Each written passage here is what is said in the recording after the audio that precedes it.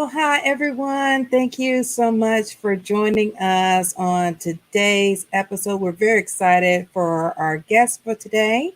But before we get started, for those that may or may not know us, we're going to introduce ourselves.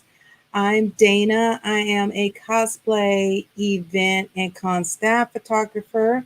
You've probably seen my photography with Dragon Con, MomoCon, Anime Week in Atlanta, and even with DC Comics. I'm also a voice actor, event planner, and a whole lot more. And now I'm going to hand it over to our Dynamo, the founder of the Moana Nui Podcast, the fighter for all BIPOC, Indigenous, and women, and much more. The incomparable, the amazing Moana. Aloha mai kako, everyone.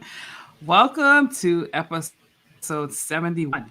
I can't believe we're at 70. That's pretty awesome. Yes. As the talented and just multifaceted friend of mine, Dana, loves to hype me up. We finally met each other this weekend, and y'all, let me just tell you, it was one kind of adventure. But we're not gonna go too far on that. We're just gonna say that, and we'll tell you guys about it later. But thank you. Yes, my name's Moana, host of the show. I'm also a children's book author for the Adventures of Nakoa children's book series, editor and publisher here at the Wanako and Burning Spear Comics, and as Dana mentioned, an advocate and champion for our BIPOC communities. And we're so excited to have these beautiful ladies on tonight's podcast. So I will hand it over to Dana and she will do the wonderful introductions.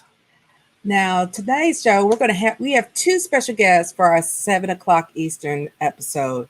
So our first guest I'm going to introduce is the Oppai Princess. The Oppai Princess is a brand that started 2 years ago after she settled in Atlanta. With the hopes of healing and building friendships and a community, she started streaming with her love of gaming. Gaming, cosplay, and creating video content became more than just a hobby after a year. Since the pandemic, it gave her time to hone her craft and find her niche audience base. Coming up on her 3rd-year anniversary, the Oppai Princess have amassed over 55,000 followers on TikTok, over 2,000 followers on Twitch, over 4,000 followers on Instagram, and over 9,000 followers on Facebook, with a steady increase of OnlyFans supporters. Her overall goal is to be a name that would change the face of the gaming industry and show the world that Black girls game too. And now our second guest for tonight will be the Yarn Goddess Cosplay. The Yarn Goddess Cosplay is an African Caribbean cosplayer who has taken crochet to a whole new level. All of her cosplays are completely crocheted by her, and she has yet to find a cosplay she couldn't make. You can purchase many of her crochet products and commission her to make anything from lingerie to swimsuits to wigs to cosplay at https://ygcosplay.com. And on top of being handy with a crochet needle, Yarn Goddess Cosplay is an avid voice for BIPOC issues in the cosplay community. She discussed how to talk about color, race, politics in not only the cosplay community, but also the crochet community while she's having fun cosplaying. Now let us bring our two special guests to the front, the Oppai Princess and Yarn Goddess Cosplay. Thank you so much for joining us, lady. Aloha to both of you. Hey guys. Oh my gosh. Well, we are so excited to have you part of our show. Of course, we do with each of our guests that come on the show. We have you to start with your Pico or your origin story. So tell us a little bit about yourselves. Let's start with the Oppai Princess. and then go to Yarn Goddess Cosplay. Oh wow, I didn't expect to be first. Okay. um, so origin story. I would have to say that it had started, almost 3 years ago, and the only thing that really made me motivated into getting into just streaming was the fact that I was seeing a therapist, and I, decided to start a new life here. And her whole thing was just, why don't you just get back to doing what you love? And it was nice. It was very nice because I had still had my PS4. I had an Xbox 360. So I was just like getting games rampantly from my brother and everything. Because I missed out on a lot. I really did. Life happens, and, you just try to get back to doing what you love. So that happened. And I had a friend who was like, you're actually really good at this, just talking, like doing two things at once, basically, which is kind of weird because I usually have to, take a second and not get sidetracked. But I was encouraged to try streaming, and I ended up finding my tribe pretty quickly. This crew called Punktown TV took me under their wing, and they showed me exactly what it was that I would have to do if I were to start a brand, if I were to start streaming full time, just baby steps and everything, because I was still working a full-time job as well. And it just grew from that. And then shortly after that, I got into cosplay. I met Dana, and then like 2019, I met YG Cosplay at what was it? BlurCon? I think it was BlurCon, yeah. But yeah, it was a BlurCon. Yep. Mm-hmm. So they kind of encouraged me to try cosplay, and I'd already seen it. Like, I'd been a fan for a while since I was in high school, but then I was like, you know what? Maybe I should give it a try. You don't see too many plus size cosplayers that get showcased too often, so that actually scared me a lot. But I ended up finding this really amazing outfit that was just like a 1950s pinup Minnie Mouse thing that I did. And that kind of just set the tone for like, okay, yeah, you have a brand, you have curves, embrace them. So with the help of my friends and of course, forming a community over time, it just made me want to be more extroverted. I'm kind of an ambivert anyway, but it just made me push myself. So from that, it just turned into one thing after another and the snowball effect of creating content. And here we are. Awesome. All right, Yarn Goddess. Oh God, I feel like I've been doing this for so long, and that origin story is like, I'm kind of just like, what? When? I've been doing this since birth.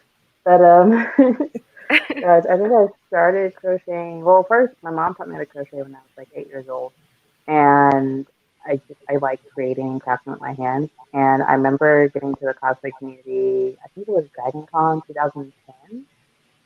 2010, 2011. I want to say like one year I like tried to go, but then I couldn't. And the next year I actually like went with some friends. And I remember seeing everyone just kind of like wear cosplays. A lot of people had like their stuff made by hand. And I was just like, that's what we're doing? Okay, let me go get my stuff together real quick and I'll come back. And when I say I hated sewing with a deep passion, I was like, I can't be a cosplayer. I can't. Like, y'all using sewing machine. I can't.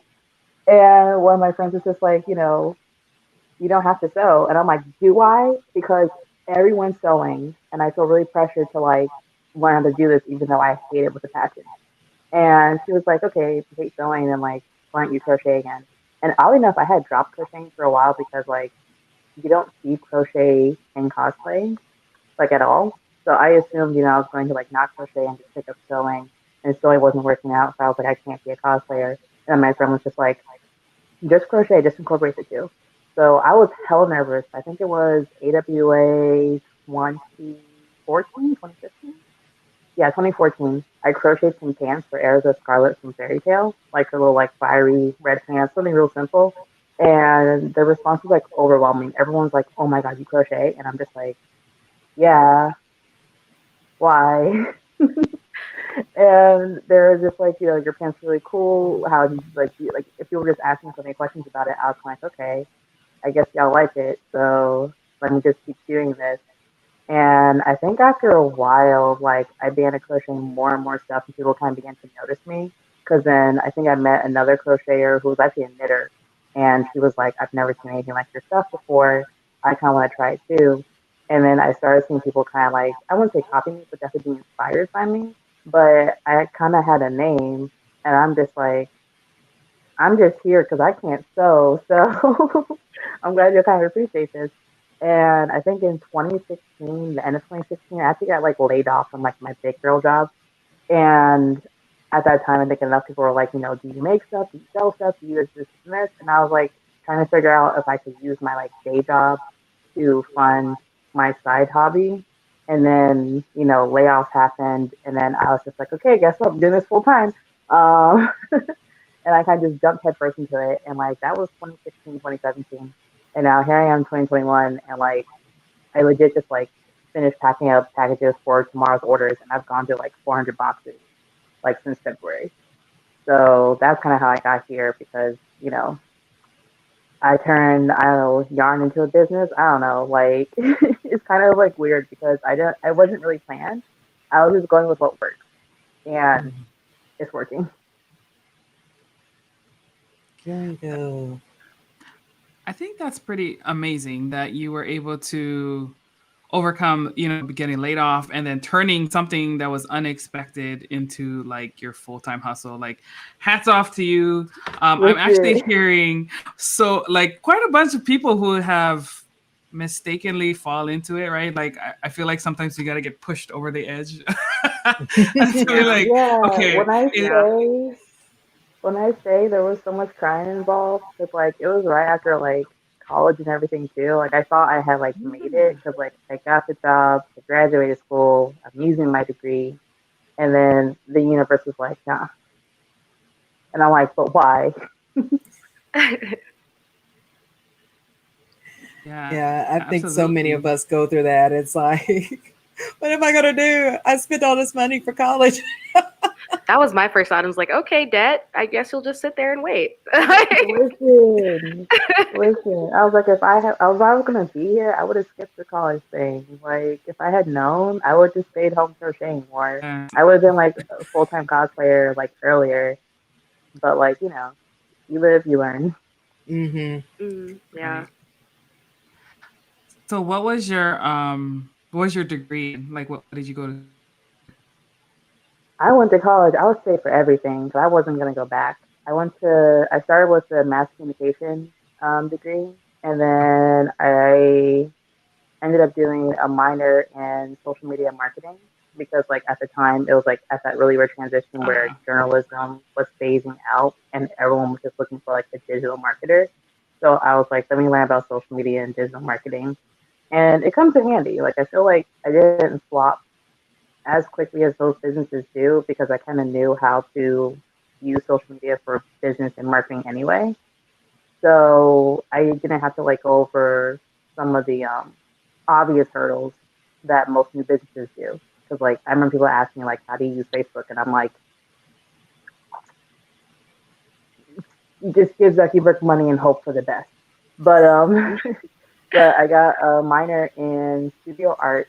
I got a minor in world history? And oh no, I got a major in world history, and I got another minor in politics and poli sci. That's awesome. Wow. Kept yourself well rounded. Man, makes me kind of wish I'd finished school. Just to have it. I mean, just to have it. Listen, my whole thing was trial and error, and then I just fell into this. Like, okay, this is what you do now. Listen, I had the most expensive sheet of paper somewhere. I don't even know where my degrees are. I know they're in their case. That's about it. I know they're in that. But like, as far as where they like actually are, like, no. No, that's all right though. I mean, social media, digital marketing. Yeah, I'm glad you were able to put that to use and make that work for you. Because it's definitely, we have a lot of creatives on the show, and a lot of them say that one of their biggest challenges is, developing their social media presence and digital marketing. And it's a space that's always changing too. We were just talking earlier, like how Facebook is always changing their interface, letting us be great. So I think it's awesome that you were able to still, even though you found yourself in a difficult situation, that you were still able to leverage, the education that you prepared for. I think honestly, like I kind of feel like I don't not use my degree, if that makes communication major. Um, I didn't use my degree in the way I thought I was going to use it. I thought I was going to use it for business and I ended up using it for myself. So it wasn't a waste of my time. It was just Right. repurposed. Yeah, definitely. That's good. Let's say JD says, true that. I think the only person who follows my social media is my mom and the creepy neighbor Willard. Do we need to call the Social media? police? Right.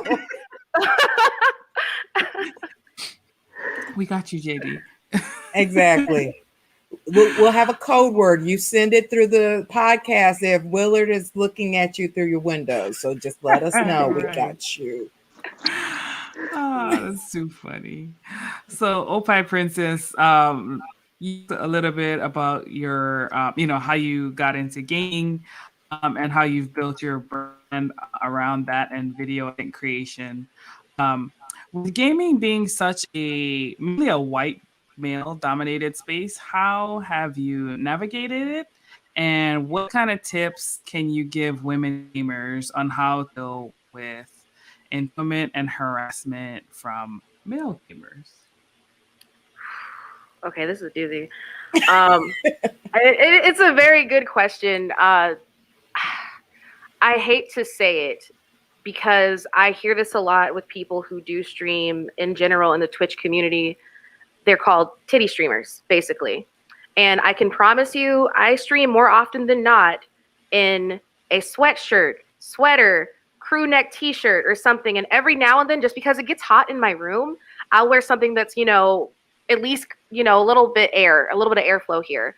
And it's kind of helped in terms of sex appeal, but also it's just the fact it's like, okay, yes, you have this weapon, sex sells. And as much as we would like to be known for our quality of content, at the end of the day, I'm going to be sexualized no matter what I do. I can promise you that. No matter what, it's always going to be the same thing because I don't know why society is that way. And that's a whole other hierarchy of, misogyny that's built into our community. But use it to your advantage. It being a white-centered thing, I feel like the best thing that I was able to do for myself is play the game. And that means, I don't want to say the word sucking it up because it's not even that. It's just a matter of being smart about your responses, being smart about who you collab with, making sure you keep your boundaries up and your standard on what type of content you like to create, and taking time for yourself. And I'm still learning that part, but it's helpful because I know I have a lot of platforms and I just jump around wherever I can because, things have grown. I still try to make sure, even if I'm not in one place, you'll see me in another, which kind of goes back to like making sure everybody that supports your page and your brand and what you do is following you on all platforms. Reiterate that, drive that thing home, give them incentive. As for tips and growth, I would honestly say consistency. I started TikTok in the middle of the pandemic and I had just been laid off and I was kind of like, okay, what are you going to do? And all my friends were on TikTok and I'm like, this is stupid. Fuck it, I'll try it. So I did. And I'm just like, okay, this honestly helped push my brand. If you have a niche, stick to it. If you want to do some tweaking and try to figure it out, whatever it is in terms of like, your own business model or how much you charge for whatever you're selling, do it sparingly. Make sure you take notes on your stats. I've learned that from Yarn Goddess. She's been a big help in all of this. She's like my work wife. But with it being like a very male dominated and white male dominated thing, I cannot tell you how many times I've had to report somebody, block somebody, turn down all of these opportunities because at one point working with them seemed like a good idea, but they got a little too comfortable. And I don't no, we don't do that here. Mm-hmm. No, I'm not going to allow you to sit there. I remember one time, and it kind of turned me off from doing podcasts altogether. So I'm really happy that I get a chance to work with you guys because I've only done 2 podcasts since then. And this is the second one. I had been a frequent guest on this game show on Twitch. I'm not going to, say names or anything. But the last straw for me was being dubbed the token black girl outright on the actual stream. And I was like, okay, you know what? Hold on, wait, we need to doubt. What does it rhyme with? That's all I need to know. I'm not gonna say it, no. But I thought about it. I'll be your DM later, like, girl. Let me tell you, just text it to us later. It's yes. After our podcast. We do. Oh my God. And after hour stuff too. Like after the shows ended, the cameras are off or whatever. Everybody is their self and everything. And I'm still watching because like I'm new to this, and it's been really cool being able to like collab with people off rip. Because they're like, oh, I like this about you. You do, cosplay Saturdays and stuff. That was when I initially started. And then I see how shitty they are of a person. And I'm like, I kind of don't like you. I don't like how you act and everything. And I don't like how you treat people of color on your stream versus, our white counterparts. So I'm just going to dead this whole relationship. Text the coven later. Girl. I want to get somebody banned. I don't know. Like I've gotten over it, but it's just the fact that I've had to play the game and actually take from that channel and work with them, get my following as well, because that's what it is. It's like, a work relationship. You try to keep it cordial and you can only do so much. So I kind of like took a hit on that for my own mental health. And I'm just like, yeah, I need a break. So dealing with that, I had taken several breaks since I had started streaming. For 2 months? I think one was like 2 months at most.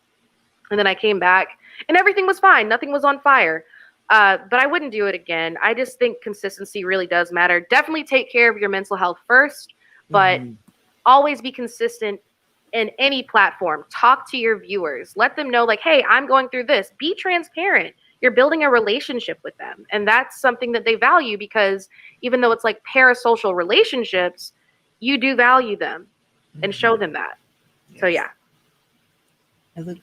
Black Genesis 706 says, as someone who supported both Goddess and Oppai, I feel you have to actually care about them as people to get past that sex appeal and enjoy the content because they are more than just titties.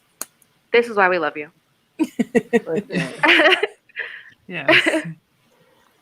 And I know a lot of, especially as women, we hear it all the time on news, social media about like the harassment of women, and especially as a cosplayer. So I know Yarn Goddess, how have you dealt with, that aspect of being a cosplayer? Because we hear the saying of, cosplay is not consent and things like that. But on social media, those keyboard warriors are like cockroaches. They come out and you spray them and they just keep coming back. They sneak their way back in. How do you deal with that? Cockroaches at least have a purpose, but like, no. Honestly, like I spent a majority of my time avoiding people. Because, like, I really felt kind of, not ostracized, but I didn't feel like I belonged in the cosplay community because people would, be like, oh, cool, you crochet. What is that? And then people, or the opposite, I got a lot of white people who would be like, oh, my God, do you crochet? Like, while I'm actively crocheting. And I'm just like, no, Jessica, I'm water bending. I don't know, you figure it out. But I definitely felt myself kind of, like, self-isolating and kind of picking and choosing who I wanted to work with in the community, but like there wasn't, when I say there was slim pickings, the slimmest of pickings, like I didn't want to work with anyone. I feel like because it became a business, I had to learn how to like collab with people and stuff and put myself out there. But even then, I still found myself being like, I'm good. The rent was paid. Do I need to talk to anyone? No. Could I make some money? Technically. But I really value my isolation.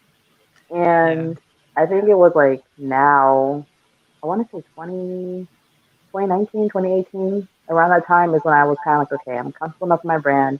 I've done enough working. I kind of saw like, who got canceled between 2016 and 2018. I saw who tried making a comeback in 2019. I have my like, shit list. So like, let me go explore. And even as I began to explore and everything and like dealing with people, I realized I just kind of developed like a really low tolerance for bullshit because now when I go collab with people, I can't say like I have like a one chance policy, but I'm very much just like on high alert because it doesn't take much for me to realize that you're not shit. So the people I do end up like working with have been strictly just black women. Like I have no desire to deal with or share or collaborate with white people. Not because I don't trust them, but it's just I know from like a social media standpoint, everything is in their favor. And I don't want them to be like, I don't ever want to be used as someone's token black person. So like if I'm being featured, like I'm not being featured, you're being featured on your own page and I'm here. So that's just kind of like my attitude and stuff. But like I don't want people to like share my content because like I do have some white creators. I think it was like last year there was like one guy called, I don't remember his uh handle. He's just in the crochet community, like male white crocheters get really, really popular really fast because it's a really weird hybrid of, oh, they're securing the masculinity because crochet is very sexual. It's not even sexualized, it's just very feminine. And I don't know why. Cause I'm just like, what about yarn did y'all determine is women only? Like, I don't understand how y'all got here. So whenever a white man crochets, he usually gets really big really fast because he's secure, he's like adorable, he's soft, it's just all those different things. And then he blows up even though he's like making, I don't know, a Pokeball. Not to downplay it, but like you're not crocheting the way I'm crocheting. Like I made wings, sir. Keep up. Ah. But I remember at one point he had shared me because I think it was 2020 last year. He has like a fairly large platform. I think he's also like Canadian. And he shared me on his like Instagram story and I was like, oh cool, thank you for sharing me. And when I say like he didn't reply, he didn't nothing, it was just very performative. I'm sharing because, we're protesting and black people are angry. I was kind of just like, oh, this is why I don't message you or bother you because you literally shared me on your Instagram story. You didn't share me on your page. And you're just trying to make sure that people see that you're not racist. You know what? You're welcome. I can even bless your feed. So yeah, I find myself only wanting to work with like other black creators, specifically black women, because like if we don't look out for each other, no one's looking for us. And it's sad to say, but like it's true. Because I don't know. I could go in on why black women are forgotten, but like we are. So I'm kind of just like, hey, if I get 1,000 followers here, y'all could have 500 because we all gonna make it to the top. Mm-hmm. Yes. And then, of course, as we read in your intro, that you definitely speak on the disadvantages of BIPOC creatives in not only the spaces of cosplay, but also in crochet, including theft of work. How are you making others aware of these issues and how to make, like you said, other creatives of marginalized creatives feel comfortable in crocheting or even being on social media platforms to kind of show their work? I have to preface all this with I'm petty because I this year in particular, I think when I jumped on TikTok, I realized just how racist they are, and a lot of my stuff like doesn't get seen unless it's like a I don't know 1 in 1,000 chance it blows up. I had one TikTok I think go viral, and I was really just sticking around. I was like, here, I don't care. Oh my god, it has 500,000 views. I guess I should care. Um, I can't, but I started this year in particular. I think it was like this year. I forget what happened exactly that kind of pushed me over because I try to talk about I try to talk about the crochet community, but I always get a lot of pushback because the crochet community is very much kumbaya. We have no problems, even though we actively have like white crocheters being like, "Hey, so I'm making this Blue Lives Matter blanket, and I want to know if these blues match." And you're just like, um, you know what? I'm not going to tell you the wrong color, but I'm definitely going to tell you the wrong color because your blanket does not deserve to be finished. But I think what kind of pushed me over was just the fact that like I felt myself growing. I think realized my own worth and my own value, and like no one's crocheting the way I am. And I love this community so much, but I find myself not wanting to engage in it. So I was like, you know what? Let me go be passive aggressive on TikTok and see if anyone vibes with me. And I did, and many people vibed. They were like, "Oh my god, are we talking about white crocheters?" And I'm like, "Yes, we are. We're talking about them passive aggressively." And the community kind of found me, and now we all kind of just like, I won't say talk shit about white crocheters, but like I remember one person had like messaged me, and she's a black crocheter, much smaller page and everything, but like she's into my DMs, and she sent me voice messages, which is like my favorite part because she was like, "Listen, I'm sorry, I'm driving right now, but I just have to tell you right now." And I'm just like, "Okay, girl, be safe." And she was like, "White crocheters would still be over here making doilies and like pot holders if it wasn't for black creatives." And I'm just like, "Oh, word." And she's like, "She was so funny." Because it's true. Because so many like white crocheters kind of stick in their pockets of like pastels and just like warm tones. They don't do bold stuff. There's something about black people where when we get creative, we just keep going. We don't know how to stop. So she shared my same sentiment, and she was absolutely hilarious because she's saying me the voice messages back to back to back, and I'm like literally in tears laughing because she's just like, "Listen, I'm from deep south, backwoods, Ellenwood, Georgia. If it wasn't for us, they'd be over here making the same brown blanket every winter." And I'm like, "Ooh, not so loud, but also you're right." But it's just weird because like as much as like that is true, we also keep seeing I think like companies like Fashion Nova, recently Sheen, they steal from black crocheters, like always. And there's no way to say that they didn't steal it because crochet you can't mass produce.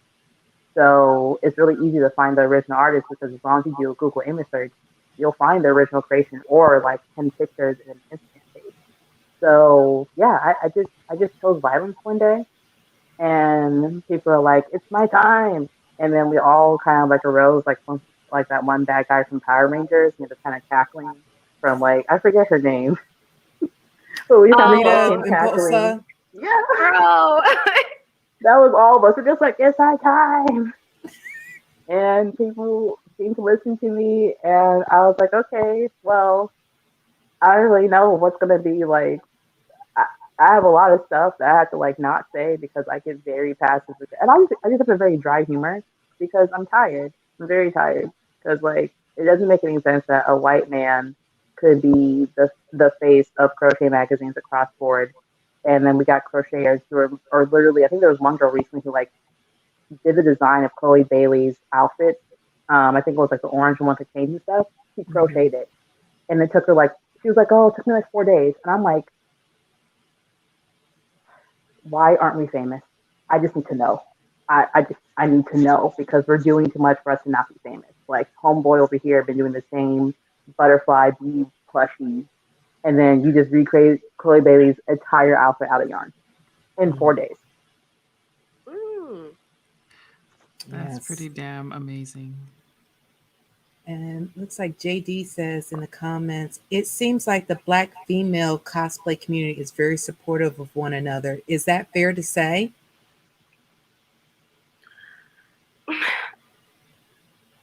I would say yes and no.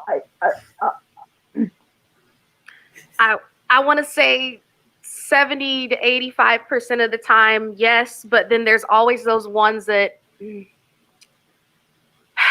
they just hate for no reason. They're just mean for no reason. Like, let people cosplay however they want to cosplay. It can be like body paint, it can be, build, sewing, crochet, whatever. It really can, but it's just the fact that like you sit there and try to talk over each other. It's like, okay, well, what about this? Like, okay, what about both? It's not like it's that bad. I don't know why we can't like actively support each other because it's not like we don't. We definitely do. I just do see that, this beauty standard is, okay, thin, light skin, and you never see the ones that are, my complexion or Rachel's or Yarn Goddess's complexion, just like there's like a standard even within the cosplay community, but it's not like they don't ever share, but we just see that more often than not, it's like maybe 60%, 70% of the time. Yeah, I would also say like, so like I have seen my complexion sometimes, but like there definitely is like, show me in the brightest light right after winter, not before I get sun, like peak paleness, with like the temperature, dropped all the way down so y'all still know I'm still brown. But I Tan. think yeah, tan basically. I'm just like, y'all, I got some color. Okay. 2020 kept me indoors, but like give me 5 minutes in the sun. But I feel like within the Black STEM community, I feel like we really have to like sit down and ask ourselves whose attention are we vying for? Because I know that personally, after being a cosplayer for this long and just kind of like crocheting and being kind of forced to kind of make my own path within the cosplay community, I don't find myself vying for anyone's attention as much. I'm just looking for people to acknowledge me and my skill. Whereas I feel like within the Black Femme cosplay community, we're still vying for white people to acknowledge us, and white people constantly remind us, who's allowed and who isn't. Because like I definitely question whenever conventions like Comic Con, BlurCon, AWA, whenever they book big cosplayers and then they fit the social standards. I'm kind of just like, if you want to showcase Black cosplayers, why is it that you only have one body type? So I know for me personally, like I know I will always have more opportunity because I'm small and because I'm lighter than Oppai Princess, and I'm smaller than Oppai Princess. And it bothers me that I know in the back of my head I have this privilege because white people are always going to find a way to kind of divide us amongst something trivial, and I don't like that. So I feel like until the Black femme community really sits down and be like, hey, are we really all for each other, or are we going to like sell each other out the moment one of us gets opportunity? We're gonna have infighting because someone who's gonna be lighter than me is gonna be like, hey girl, I made it, and I'm gonna look like, okay, great for you, but what about the rest of us in like 10 shades darker? Yeah. Mhm. And it looks like from Black Genesis 706, as Black women content creators, do you wish you had more protection, as in being defended in other circles, or more support, as in being uplifted and featured more? And what does that look like for you specifically? Okay. I do wish that we did. I think Yarn Goddess said it best earlier. It's like, okay, we're always talked over no matter what it is and no matter what group or ethnicity it might be. Like, what is it? The most hated one, the most hated group. So it's kind of like we, as much as we've been uplifting each other and it would be nice to lighten the load, I don't want to sit there and say it wouldn't be nice, but we've been doing fine. We want to do better. We definitely want to do better. But what's the likelihood of that happening? I'm not sure exactly what it would look like aside from choosing other shades, choosing other body types, accepting Black women that can be their Blackest in any form, not just the stereotypical form or what's considered Black excellence or at its best, because there's a variation of that, honestly. In my opinion, I think there's a variation of Black excellence. Being featured more definitely would be good too, but I'm just gonna pass it off to YG. I don't. I think it definitely is. I'm gonna say it is a little bit of like it's a little bit of trauma speaking, just because like I've learned to just like not look for help. And as sad as that sounds, it's kind of just like I'm safer not expecting someone to come save me. And it sucks because I want to be able to be like, hey, this happened, and have like a crowd be like, word, and then, beat someone's ass. But like, it's not like that. Like, I definitely feel like my followers in particular are a little bit better about looking out for me. Because like, because my crochet is so unique, I've had people like message me and be like, yo, did you share this? Is this you? So I'm about to jump down their throat on this keyboard right now. And I'm just like, no, girl, that wasn't me. Go attack. But I don't know. It's just really weird because like I just feel like there definitely is like I don't want to say jaded feeling, but it's gonna take a lot for me to be able to trust people to like truly be like, hey, I got you, and then not have something sideways happen. Because like I remember, I think at one point someone had shared a picture of mine on I think it was my Maruko from My Hero Academia. They had shared a picture on a I think it was Funimation. I want to say it was Funimation's post on Twitter, and the amount of hate comments I got, if I made a mistake of looking, and there were some people that were like still defending me and everything, but I wanted to go see if any of these people were like mutuals or they're just trolls, and I had a couple people who were mutuals with people that follow me, and I was kind of just like, hey, did you see this? And then they either never replied back to me or they were just kind of like, I'm sorry, I'll go talk to them. And I'm just like, no, don't talk to them privately. Talk to them publicly and unfollow. Like, they're attacking the person you follow. But I definitely, and it's not like, people don't do that because, like, I understand we're human and it hurts whenever you see someone that you hold in high regard who's kidding because you really got to sit here and be like, damn, I trusted you for like years. But I wish more people were open to dropping names, sharing their experience, and then realizing that they're not alone. Because I feel like the protection comes from us not talking to each other, but us feeling like, okay, if I say this about this person, no one's going to believe me because it's just me. Whereas if we all come out and be like, hey, this person consistently does this,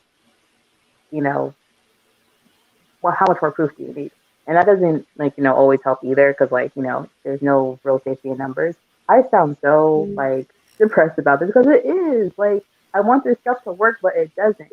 But I feel like the safety part of it comes from like people are going to believe us and not like wait for 20 of us to say something. I got a question about that. Like, YG, do you consider that true allyship still if they prefer to talk about things that they have done, like their peers have done, like privately versus publicly? Because if I were in that position and I know I messaged them like, okay, yeah, did you see this from a mutual, like, did you see this happen? And they just shrug it off, or I'm going to talk to them, I would be looking at them sideways from now on. And I kind of just wouldn't want to deal with them. Like, I really would just have them make their exit. Allyship is weird because I feel like it's easy to be an ally when the person or the people you're dealing with aren't like problematic. But I feel like it gets harder when someone's like a good person publicly, but then a shitty person privately.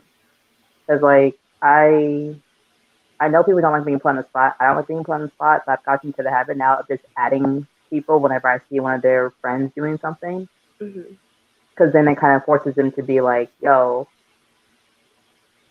what's happening? What's going on? We good? And it's not the best method, but I've definitely gotten a better response and a better gauge on true allies. Because if I at you and I say, hey, is this your friend? And then you go, whoa, I didn't know this, then that makes me go, okay, you see, now I get to like wait and lurk and see how you deal with this, if that makes sense. Yeah. Okay. I was curious. Yeah, which I know that is, a key thing because I mean, whether it's cosplay, corporate world, or anything, or shoot, friends in real life, you have those people that have one face in front of you, but then behind your back or on social media, they're a whole different ball game. And it's just like, do you value that relationship depending on what kind of relationship is, or do you value what you stand for more? It's like many people, have to make a decision, and sometimes it's sad that they will circumvent what they value to keep that relationship. And it's like, but you speak against that, but yet you keep that person, that you're aware, and you don't do anything about them being that way, and it's totally against what you stand for. Yeah, I think like there's definitely room for growth of like I could definitely say being black, being Caribbean, some of the inherent anti LGBTQ stuff I've grown up with, I was smart enough not to express online confidently, but I can't say that I didn't say something sideways at some point that someone probably remembered. Because, like, my thing is, like, I won't rule out a person completely if I see them actively trying to change. And by actively trying to change, I mean if they say something stupid and then they get roasted and then they come back and go, hey, this was dumb. Yeah. Or if someone, like, tags them in something and they go, hey, this you? And then the person goes, oh my God, yeah, BRB. And then they learn from it. Because, like, I feel like there's, like, a balance between learning and I'm not really a huge fan of, like, canceling people. Kind of just, like, we're human. We have to learn. We have to grow and stuff. And there's some spaces, like, especially, like, within the Black community, anti-LGBT, homophobia, transphobia is really loud for our communities. It's very normalized. And I feel like, with us talking about it, it definitely helps. But you should give someone for something patches. Like, if I see you on making the same mistake 3 times, I'm not going to want to work with you or deal with you. If you make Yeah. the same mistake 4 times but 3 different ways, I'll be like, hey, buddy, I see you struggling. Come here. Like, you keep turning down the wrong path. Like, you start doing the right thing and then you go the wrong way. So here, let me tell you, go this way and see how that works out for you. Yeah. Because, like, we're trying, but, like, it's hard. Like, there's some isms and obias I don't know about until I speak to someone, and then people are just like, and I'm just like, let me get my notebook. What did I do wrong? Okay, that's what I did. All right, I'll be back in 36 weeks. Okay, I'm gonna go grow. Right. Mm-hmm. Yeah, I find that like some people just don't know how to take accountability and prefer to take like some easy way out, right? And it's a maturity thing too, and sadly, some people take much longer to get there. But Yeah. to Yeah, the point where like if it's someone who's like genuinely didn't realize they were stepping all over themselves and they're like, oh, okay, let me step back, let me look at it, objectively and see like, oh, okay, that's where I went wrong. Cool, my bad. And you take like that initiative, then I'm like, okay, cool. Because I mean, nobody's perfect, right? Like, so, Mm-hmm. but Yeah. when you do that repetitively and it becomes a pattern, then it's like, okay, this person really doesn't care. They're not genuine with what they're saying. And that's when I'm like, exit stage left because I don't need this energy in my life. Yes. For real. Yes. Or every time it's like criticism or you try to give constructive criticism, it's like supposedly counterproductive because everything is an attack and it's Right. not my fault that Right. you don't want to listen. Mm-hmm. Yeah. Mm-hmm. yeah. See And that a also, lot. like, I feel like there's also, like, you can't avoid a consequence. Like, if your actions hurt someone, they don't want to deal with you. You have to accept that, and I feel like that's part of growth as well. Where if you mess up, the reward isn't going to be zero consequence. Like, messing up comes with losing people, and you just need to make sure you do better next time. Because, like, I'm pretty sure I said something, people were just like, oh, I have to unfollow her. And I'm like, I'm sorry. You don't have to accept my apology. Like, I'm not holding you here. You don't have to see me grow either. I just said sorry, and you don't want to deal with me. And as much as it sucks, it happens. But, like, you can't, you can't be so woke that you can't be wrong or have any kind of consequence happen to you ever. And people like that bother me. 'Cause I'm just like, nah, you're on a pedestal that no one's ever been. What was that thing? It's like you can't be woke 24/7. You got to sleep 8 hours a day or something, Yeah. right? We need rest. Oh, yeah. I'm I writing like that that one one. down. That's gonna be your quote, Oppai. It was. I've like heard it all over the internet, and I know that YG said it to me before too. So Oh, no. That was the quote from Kenny JD. that was 'Cause okay. It's Kenny. Okay. Yeah, because she does, like, bad movie reviews, and she, like, talks about all the issues with them, but then she's just like, listen, we gotta sleep 8 hours a day, so, like, let's go. I like that. Okay. So, of course, you all touched on about allyship and all, but a constant thing that is said in not only the cosplay community but the BIPOC community is um, the value of a safe space for marginalized people. Can you both tell the audience what you define as and what you see as the value of a safe space, and also what true allyship is from those that benefit from the current spaces? You want to go? Or you want me to go? There's like we just had a situation, so I already prefaced this video with I am petty, so I will go first. Let me get my imaginary mini mic. I need to get a mini mic so that'll be ready.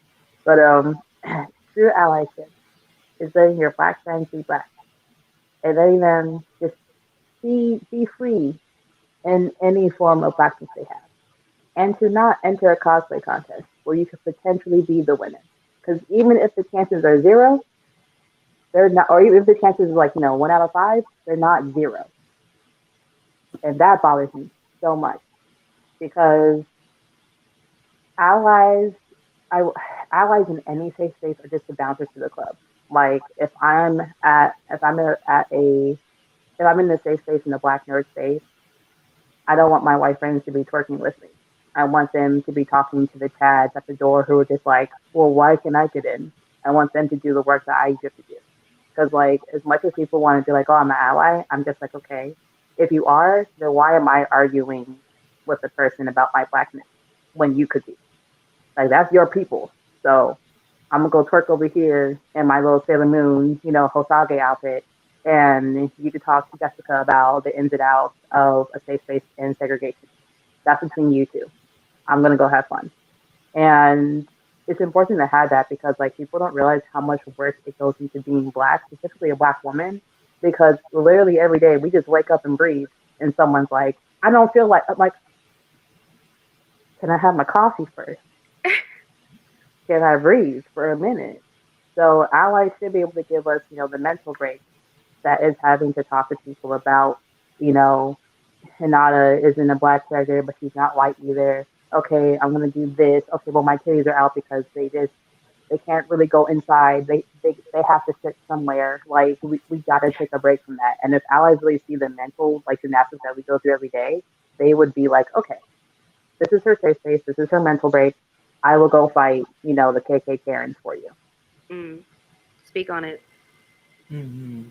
Yeah, I feel like allyship also goes into just making sure, like overall, just stay in your lane, stay in your fucking lane, because you can't sit there like the incident that just happened and enter into a contest. Like, yes, this is something that is exclusively inclusive, but that does not mean you take from the community. You're here to give. That's what you do. And right. If she really wanted to participate, she could have been the handler. She could have been. She really could have been, though. Like, God. And recognizing how to properly defend us. Don't sit there and question our blackness. Don't sit there and like, oh, well, what about this, and that? I'm like, does that have anything to do with you and your heritage or your people? Like, no, it really doesn't. So you should just sit there and eat your food and let the actual community handle it. Defend us. Actively defend us. I like how we're always supposed to like eat their food. We're just like, all your food going cold because you just sit there and eat like every day. Please. I feel like our safe spaces are always jeopardized because as Black people, as a marginalized community, we've had to have the brunt of making sure it is a community effort to where we include everyone. We can't have anything for ourselves. It doesn't make any sense because at that point, if we don't gatekeep our Blackness, then we essentially just allow things like what happened at BlurredCon to happen. It just doesn't make any sense. I also just don't understand why, because like even outside of BlurredCon, I remember when what was it, the Asian community was getting hit because of COVID and everything, and I think people were just like, where are the Black people, like, protesting, enjoying Asian people and standing against Asian hate. And I'm just like, we are not the humanitarians of the world. Like, we are not going to, I don't understand why we have to be at the forefront of every single last fight. I'm not But saying we're not standing with you. I'm just saying I don't understand why your first response to a white supremacist attacking you is to go find black people and be like, come help. Like, girl, we find the KKK too. We busy. it's just because we're considered to be strong. That's Yeah. our. I will never meet. I've never met a black woman or a black femme that's been like, okay, yes, I'm characterized as strong. That's nobody wants to have to be strong 24/7. Yes. Nobody wants to sit there and Right. hold the train back from the subway from like the Spider-Man movie, like Yes. that. Yeah. Nobody wants to do that all the time. Like, we need to breathe. We need to be able to like cry. We need to have softness. It's not fair to us, and even within our own community, among each other, it's always stoic, Mhm. and that just breeds trauma. Mm-hmm. Yeah. Like, we're always holding it down no matter what. We could be going through it, but like, dinner's still going to be made, house still going to be clean. We're still going to sign a petition. We're still going to overthrow the government at 4 o'clock, even though we haven't slept in 4 days. It's like, Right. we need to breathe. And like, Mhm. I will say this, I do appreciate though, 'cause I think YouTube was like, I'm on YouTube like a lot. I think YouTube was like listening to me talk because like, I feel like the Asian community and the Black community, we share like a unique relationship with the fact that we consume so much Asian media. Like, I have Black nerds be on some new level. Like, I remember taking a Japanese class in college. I took it for like 3 years. And when I say the class was Black women, it was just Black women and like two white people. I was like, oh, yo, this is what we're doing? We're just learning Japanese like this? It was so cool and so refreshing. But it made me question, or not really question, but made me like think about, what is the relationship between our communities. So I started doing some digging and realizing, okay, we have worked together. We have realized, that when we do stand together, white supremacists don't have as much footing in our spaces. But we also have to acknowledge that, we've hurt each other too because white supremacists are keep trying to push us apart because they know what happens when we get together. We get that super awesome soul food. Like, we get that, what is Yes. it, kontatsu? Like, we get that Asian fried Mm. chicken. Man, absolutely fire. Let alone our politics and everything else. Oh, we over. We over. Like, they can't have us together. But it's just interesting though, because like I remember like my YouTube channel must have like heard me because YouTube would start recommending to me a bunch of different Asian artists or Asian YouTubers who were just like, hey guys, let's talk about the anti-black uh, conversations we have in the Asian community. And I'm just like, you're an ally because I'm not going to talk about that because I'm tired. But I see you are going to your community and going, hey, grandma, why? Why are you like this? And that made me feel a lot better because then I'm just like, okay, there is some kind of discussion going around everything. It's not just us attacking each other or us ignoring each other, but it is having to acknowledge that the Black community, as much as we're characterized as strong, we need a break. We need a Mhm. break, and everyone else could start, not even start. People can do more. And trust me, I will see you on Sunday at the same protest and everything. I'm down for some anti-white protests. I'm always here for it. But like, I need a nap first. Yeah. Right. Right.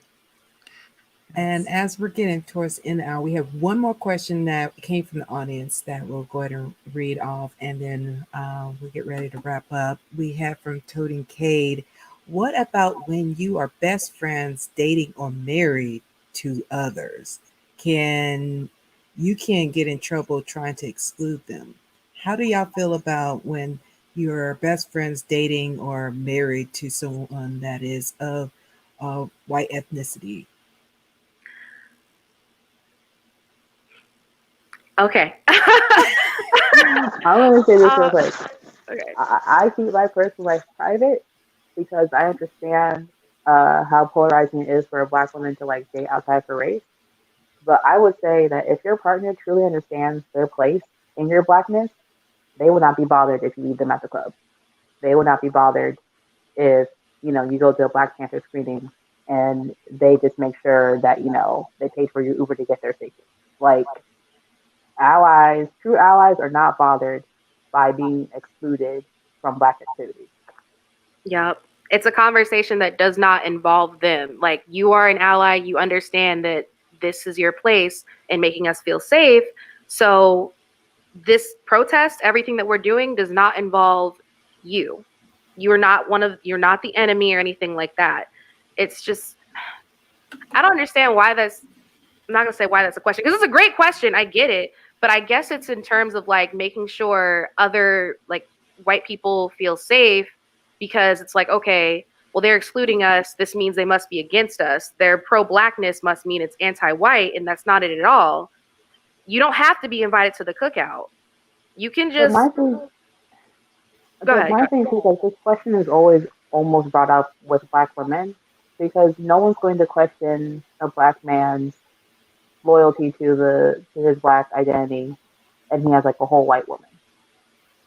Like, I don't understand why. Like, I understand why this question is brought up, but I'm also just like, I don't understand why it's not asked overall, because I feel like black women in particular are criticized heavily for having white friends or white partners, and I'm kind of just like, okay, but your boy Childish Gambino, Jordan Peele, I can think of a few rappers. RG3, the football player who was like, "Oh, and I got a white wife" on Twitter, and it's just like, okay, and she's doing squats with her ass poked out. Why?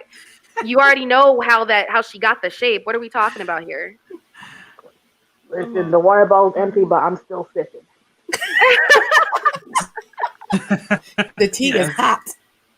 Yes, we're gonna have to incorporate this into our interracial relationships panel, which we actually are having an interracial panel discussion. Oh, wow. Yes, we'll be having that next month. So, ladies, if you would like to be on the panel, let us know. Girl, y'all, I mean, Dana, you know me personally. I would happily come. Okay, perfect. And you know me personally, and I will tell you to mind your black ass business. No. I love it.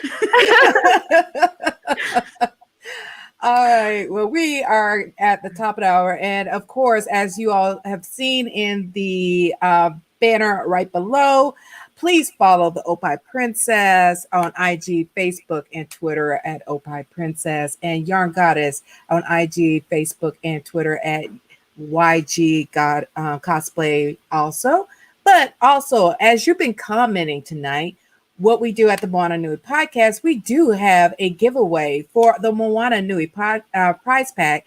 So, Moana, can you please bring up the giveaway site to see who is going to be our winner for our 7:00 slot?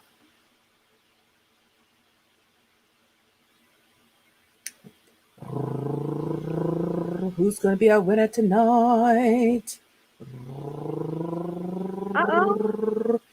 Dominique Atkins. Okay. Congratulations. Dominique. So please message us on Moana Nui Podcast on Facebook, on our Instagram, with your contact information, your address, and your name. So we will send you a nice little prize pack with some a lot of nice little goodies from our creatives within the BIPOC community. So definitely send us a message so we can get that out to you. So thank you everyone for tuning in tonight. Any last words, Moana, to our audience? Well, I just wanted to say thank you to these beautiful ladies for coming on and being so transparent and real with our audience. It is always refreshing to have some real talk on this show. Yes. And you guys did it so well. So thank you both. And we definitely are looking forward to having you all back to participate in some of our panels that our audience seems to love so much. So yes, thank you both so much. And we featured Millie. Hey, Millie. Yeah, Millie came to join us. She was like, "Oh, we're talking about people. Oh, let me join." I tried like pushing her off, and I was just like, come up here. And she did little like wiggle back, and she hopped up, and I'm just like, okay, you want her cat? It's fine. Yeah. Well, everyone, thank you so much for joining us. Please tune back in at 8:30 p.m. Eastern. We will be having the one and only Karen Ashley, the Yellow Power Ranger. So if you grew up, you had a crush on her growing up as the Yellow Power Ranger, she will be joining us at 8:30 p.m. Eastern. So tune in at Facebook, YouTube and Twitch to watch us interview her live and get a chance to win our a special Moana Nui podcast package that we're going to be offering, that Karen Ashley herself is going to be giving away for our 8:30. So definitely tune in, comment, so you get a chance to win that package that Karen Ashley will be giving away at 8:30 p.m. tonight. Yes, and be sure to follow us on Twitch and YouTube and Facebook, so that you don't miss our episodes that broadcast every Thursday, 7 and 8:30 p.m. Eastern Time. All right. Well, everyone, thank you so much. Y'all have a great evening, and we will see you at 8:30 p.m. in about 20 minutes. Everyone, have a good evening. Bye. Bye. Bye, ladies.